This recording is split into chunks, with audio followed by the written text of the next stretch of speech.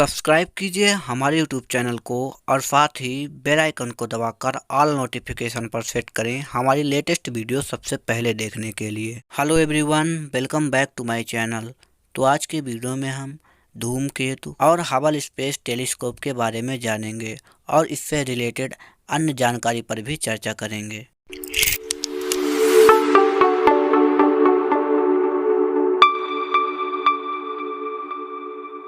धूमकेतु धूल और बर्फ से बनी बड़ी वस्तुएं हैं जो सूर्य की परिक्रमा करती है।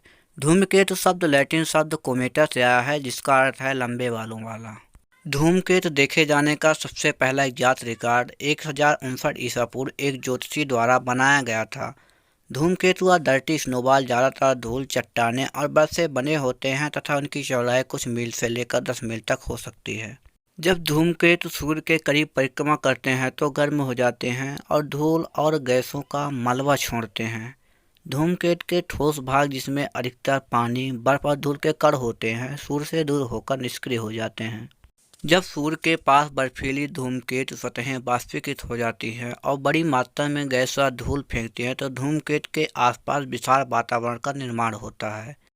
इसके कारण एक चमकते आवरण का निर्माण होता है जो अक्सर एक ग्रह से बड़ा हो सकता है और इसका मलबा एक पूंछ जैसी आकृति का निर्माण करता है जो लाखों मील तक फैली हो सकती है। हर बार जब धूमकेतु सूर्य के पास से गुजरता है तो अपनी कुछ सामग्री खो देता है और अंततः अपनी पूरी तरह गायब हो जाता है। गुरुत्वाकर्षण बल के कारण धूमकेतु कभी कभी सूर्य और पृथ्वी के आसपास की कक्षाओं में भी आ जाते हैं। धूमकेतु भी सौर परिवार का एक सदस्य है जो पृथ्वी से कभी कभी दिखाई देता है। इसे पुच्छल तारा के नाम से भी जाना जाता है। धूमकेतु कहाँ से आते हैं? नासा के अनुसार लाखों धूमकेतु सूर्य की परिक्रमा कर रहे हैं। वहीं अब तक 3650 से अधिक अज्ञात धूमकेतु हैं। पूर्वानुमेय धूमकेतु। पूर्वानुमेय धूमकेतु लघु अवधि के धूमकेतु होते हैं जो सूर्य के चारों ओर परिक्रमा करने में 200 वर्ष से कम समय लेते हैं। ये प्रायः कुइपर बेल्ट में पाए जा सकते हैं जहां कई धूमकेतु सूर्य की परिक्रमा करते हैं।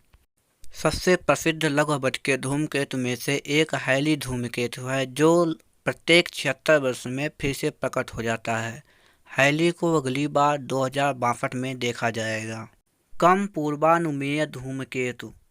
कम अनुमानित धूमकेतु ऊर्ट क्लाउड में पाए जाते हैं जो सूर्य से लगभग 1,00,000 एयू खगोलीय इकाई है जो पृथ्वी और सूर्य के बीच की दूरी है तथा लगभग 150 मिलियन किलोमीटर है। यह पृथ्वी और सूर्य के बीच की दूरी के 1,00,000 गुना अधिक दूरी पर स्थित है।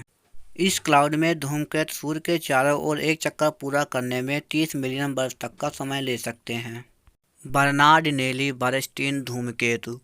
हाल में ही National Aeronautics and Space Administration के हबल स्पेस टेलीस्कोप द्वारा इस बात की पुष्टि की गई है कि विशाल बर्नार्ड नेली बर्नस्टीन धूमकेतु वास्तव में खगोलविदों द्वारा देखा गया अब तक का सबसे बड़ा बर्फीला धूमकेतु है।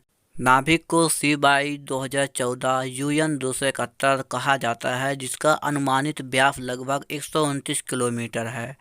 नाभिक अधिकांश अज्ञात धूमकेतुओं की तुलना में लगभग 50 गुना बड़ा है और इसका द्रव्यमान लगभग 500 ट्रिलियन टन तक होने का अनुमान है। इस धूमकेतु की खोज खगोलविदों पेड्रा बर्नार्डिनेली और गैरी बर्नस्टीन ने चिली में एक खगोलीय वेधशाला में डार्क एनर्जी सर्वे से प्राप्त अभिलेखीय छवियों के आधार पर की थी। इसे नवंबर 2010 में खोजा गया था और तब से इसमें गहन अध्ययन किया जा रहा है। यह धूमकेतु 1,00,000 से अधिक वर्षों से सूर्य की ओर गतिशील है और यह माना जाता है कि इसकी उत्पत्ति ऊर्ट क्लाउड से हुई थी। ऊर्ट क्लाउड सौरमंडल का एक दूरस्थ क्षेत्र है और अनुमान है कि यह अधिकांश धूमकेतुओं का स्रोत है।